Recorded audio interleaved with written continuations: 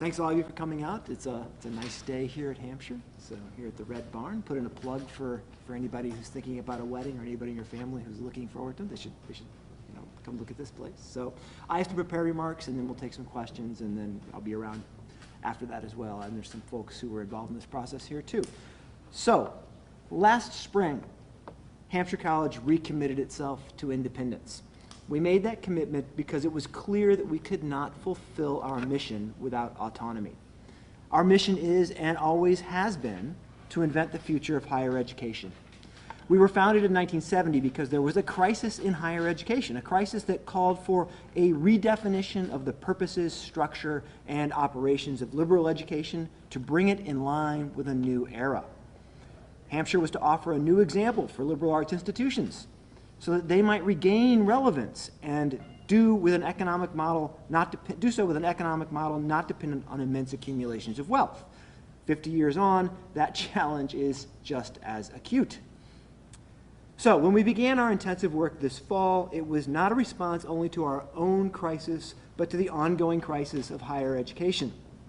We set out to address our challenges by once again asking what college should be and how it can be relevant for the era in which we live, the students we should serve, and the world they will build.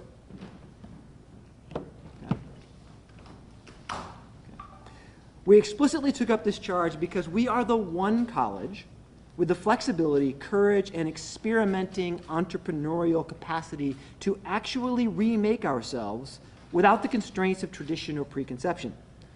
We assumed that doing the work of our mission well would also generate benefits for our fiscal health, attract more students, excite donors, and establish our distinctive value, and we're confident that this will happen.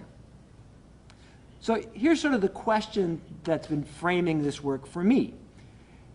If the four-year liberal arts college did not exist right now, what problem would we invent it to solve?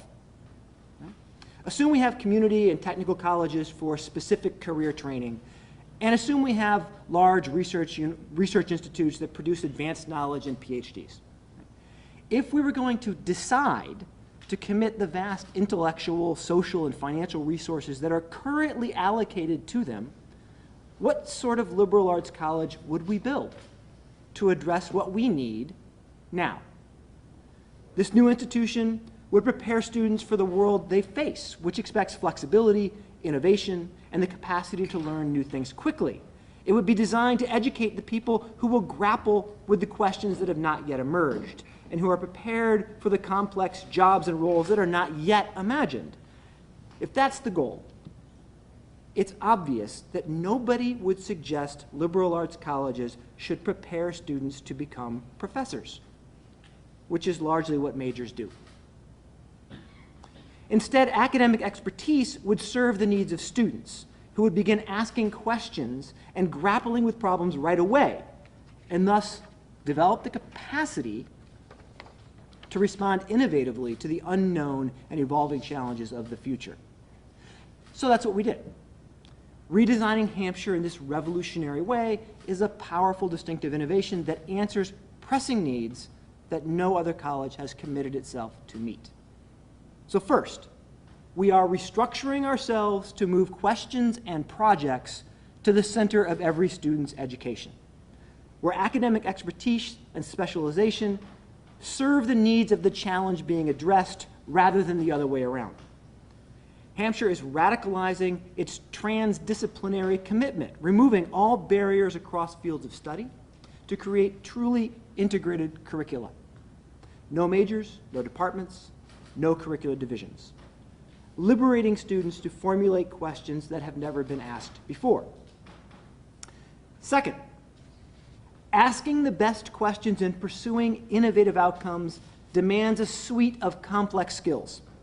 It is not easy to pose a great question, and it is even harder to figure out how to take a project from idea to investigation to concept to completion.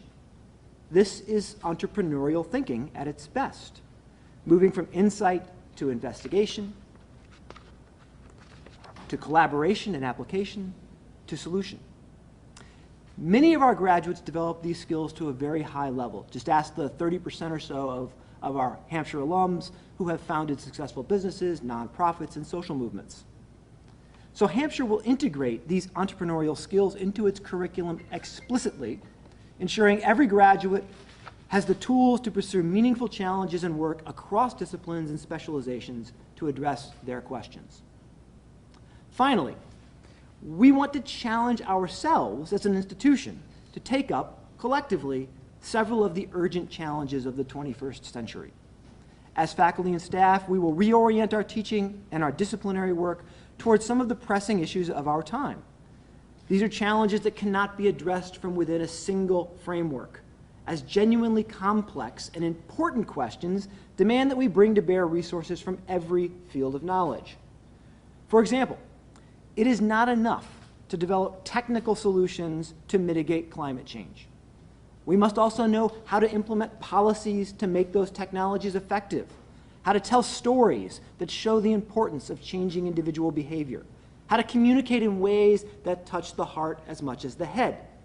It demands, in other words, integration of the arts, of the social sciences, of the humanities, natural science, none of which can grapple with these existential challenges alone. By organizing portions of our curriculum around these type of challenges, we will both model for our students the sort of work we will need to do in the future and provide them the opportunity to begin to do meaningful, authentic work right away. Students today are demanding and leading change long before they arrive at college. Hampshire will give them the opportunity to begin that work right away and the skills to be effective. Now, our students will continue to design their own courses of study, drawing upon both the expertise and mentorship of our faculty and the resources of the 5 college partners whose support in this work is crucial. Our students will continue to complete complex, rigorous, year-long independent projects as a condition of graduation. We will continue to foster a climate of diversity, openness, creativity, and civil discourse. These elements of the Hampshire brand remain strong, and interest in the college remains high. In fact, applications for fall 2020 are up 30% over this time last year, and we have 3 times as many applications for the spring even before announcing these exciting innovations.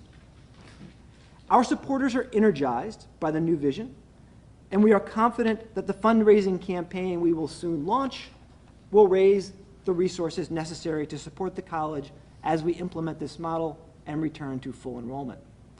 And our community is eager to build this future.